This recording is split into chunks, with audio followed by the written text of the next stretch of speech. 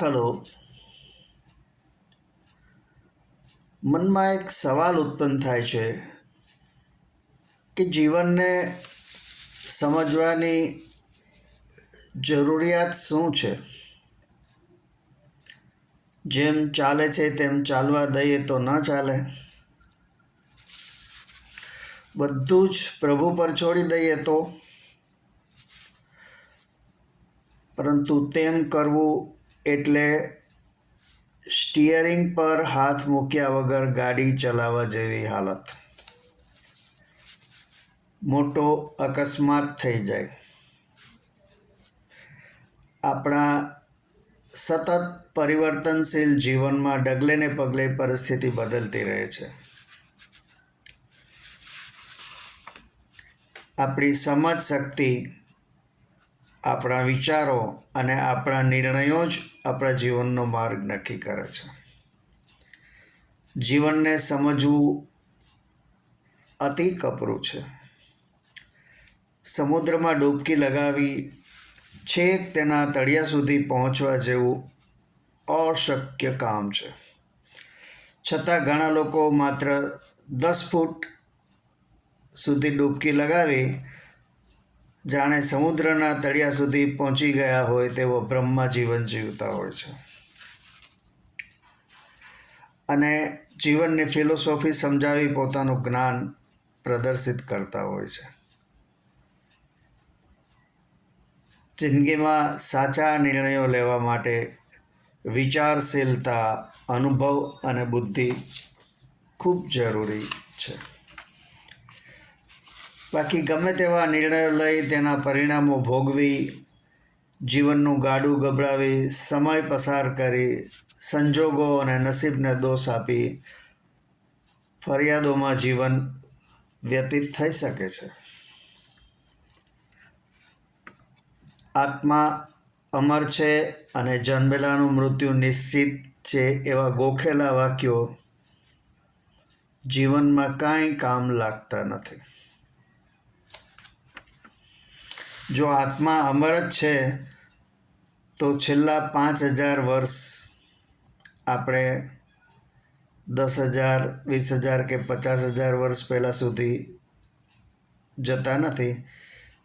પણ 5000 વર્ષમાં પૃથ્વી પર માનવ વસ્તી 80 લાખમાંથી 825 કરોડ થઈ ગઈ.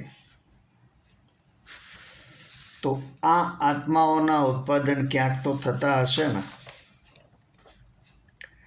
અને એ પણ સેંકડો જાતિ અને ધર્મના ઉપરાંત તેમને વિશ્વના ખૂણે ખૂણે ગરીબ, ધનવાન, ગુનેગાર, ધાર્મિક વગેરે જાત જાતના કુટુંબોમાં મોકલવાનો ખૂબ જ જટિલ વહીવટ ચાલતો હશે. અત્યારે જે વિશ્વમાં યુદ્ધો ચાલે છે તેને કારણે નોર્મલ કરતાં ઘણો જ વધારે આત્માઓનો ટ્રાફિક સ્વર્ગ અને નર્ક તરફ ચાલતો હશે. ગમે તેવા સુપર કમ્પ્યુટર્સ માટે આટલો ગંજાવર વહીવટ સંભાળવો ખૂબ ભારે પડે તેમ છે. વાસ્તવમાં કુદરતે નિર્માણ કરેલ સુંદર પૃથ્વીનું નિકંદન અતિ સ્વાર્થી માનવજાત જ કરે છે.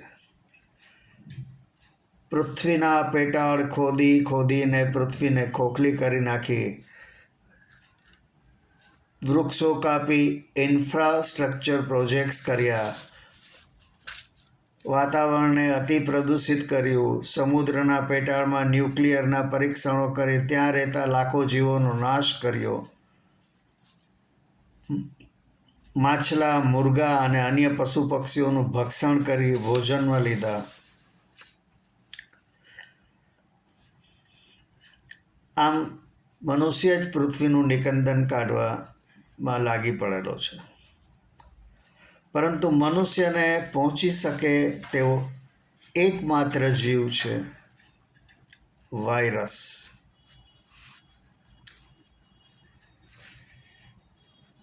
અંતે એમ કહી શકાય કે જીવનને સમજવું અને જાણવું ખૂબ જ જરૂર છે, પરંતુ મિથ્યા જ્ઞાનમાં ડૂબકીઓ મારી ખોટા આભાસમાં જીવવું વધારે હાનિકારક છે. રામાયણનું યુદ્ધ તો માત્ર 10 દિવસ ચાલેલું, મહાભારતનું 18 દિવસ, અને તે યુદ્ધો પાછા સૂર્યોદયથી સૂર્યાસ્તના સમય સુધી જ ચાલતા.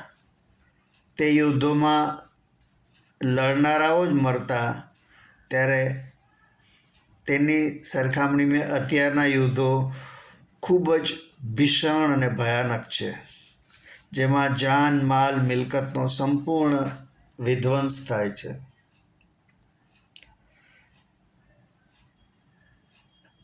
કુદરત માનવને સદબુદ્ધિ આપે તો આ પરિસ્થિતિમાં બચી શકાશે, નહીંતર માનવ જાત જ પૃથ્વીનું નિકંદન કાઢી નાખશે. આપને મારી આ વાત ગમી હોય તો મારા વિડીયોને લાઈક, શેર અને મારી ચેનલને સબસ્ક્રાઈબ કરજો. આભાર. આવજો.